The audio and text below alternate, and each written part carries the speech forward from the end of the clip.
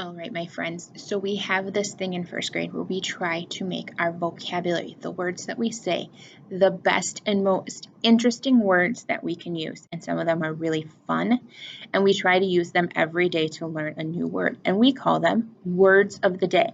And I haven't started these just yet, but today is going to be our very first word of the day.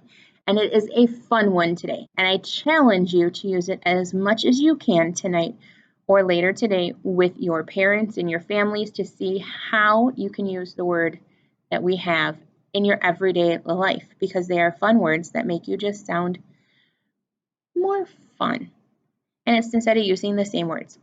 So we wouldn't just say we eat something, we might use this word. So this word of the day, can you see it? So we know that CR makes cr, and then this is un, and CH makes ch, crunch, crunch. So what does it mean to crunch?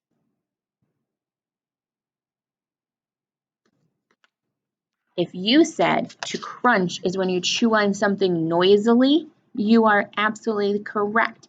It's how when you are eating something, it makes that noise that's super duper loud. So think of things that are crunchy and what they sound like. So a great example for crunch is chips. It's one of my favorite snacks. Chips or pretzels, they all crunch. Carrots and celery crunch. Sometimes you can crunch a paper wrapper and it makes that crunchy sound too. So it's not necessarily it can be describing those sounds as well. So because it is something that you do, we call it this word a verb. Verb is an action. It is something that you do. So moving and speaking and running and jumping and eating and sleeping, those are all things that we do. So we call them verbs. So crunch is a verb because it is something that you do when you are eating. The sentence they give me, that is an example, is I could hear my brother crunch his potato chips. Now, normally you might say, I heard my brother eating some potato chips. So the challenge is to use the word crunch instead. I could hear my brother crunching or crunch his potato chips. So think, thumbs up or thumbs down. Which one of these foods could you crunch? So you're going to give me a thumbs up if you could crunch it and a thumbs down if you can't crunch it. Ready? Peas. No, they don't crunch very well.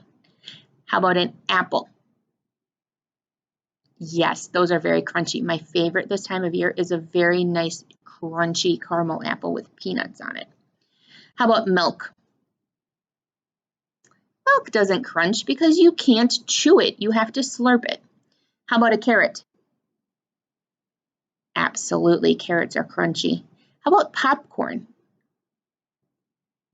You're right, I do think popcorn has a crunch. Sometimes if it's soft enough, it doesn't, but it does still have that like little chip crunch. It's not a very loud crunch, but it does have a crunch. So I want you to think, and you can send me a message on Dojo if you would like with the answer, or you can just talk about your parents with it. What are some things that a dog likes to crunch? So what are some things do you think that Tadpole likes to crunch?